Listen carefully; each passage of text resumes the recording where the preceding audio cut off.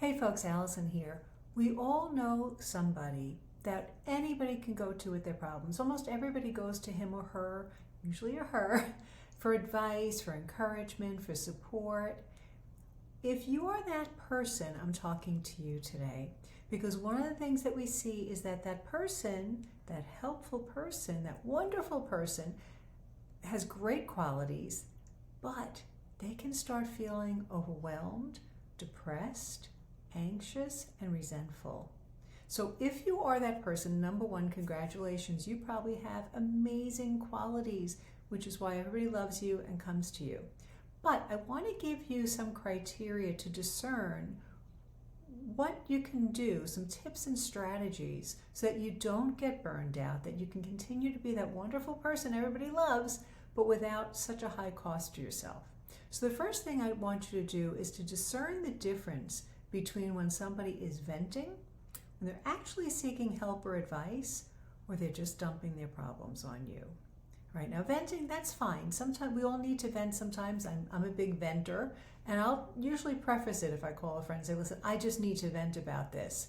And this is particularly helpful if we're talking to our husbands or men, because they always want to give a solution. It actually makes them anxious when we start venting and they don't know what they need from us. So to discern, all right, is somebody just venting? Ask them, listen, are you looking for help here or you just need to vent right now?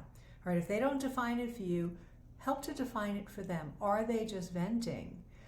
Are they actually seeking help and advice? Now, that's a tricky one. They may want help, they may want advice, but are they implementing what you tell them? And you may have had experience with them in the past where they've sought your advice, you spend all this time and energy, and you care so much about their problem, but they don't do anything that you suggest. So if that's somebody coming to you that constantly, they're really more venting, or they're asking for your advice, but they're not taking it, that's when you maybe say, okay, I don't have to do anything here. I'm just going to tune out. I'm going to treat this as venting, and I'm not going to invest too much of myself here. The last one is, are they just dumping their problems on you? And there are people out there that do that. I don't know if they realize they're doing it. You need to help define it for them if they are, where something happens, they throw it on you, and then they just walk away. They don't do anything about it, and now, it's up to me to handle it. It's not up to you to handle it. All right, so to find out what is the difference, what are they really looking for? If you start feeling that you're helpless, you're overwhelmed, you're getting depressed, you're getting anxious, you're getting really resentful, that's a sign you really need to set some boundaries. Now, if this is a real pattern in your life, you need to reach out to a therapist, a Catholic therapist, who can help you to know what God is calling you to, what is actually your role. You know, sometimes it's our one of our children, let's say. Let's say your child is 35 years old, right? So you have a different obligation to a 35-year-old than you do to a 9-year-old. But sometimes that doesn't really happen, and we can take on too much. So we don't want to enable people to continue in their problems. We want to be sympathetic, we want to be supportive, we want to be encouraging. But the best test is to really discern and look at, what am I feeling?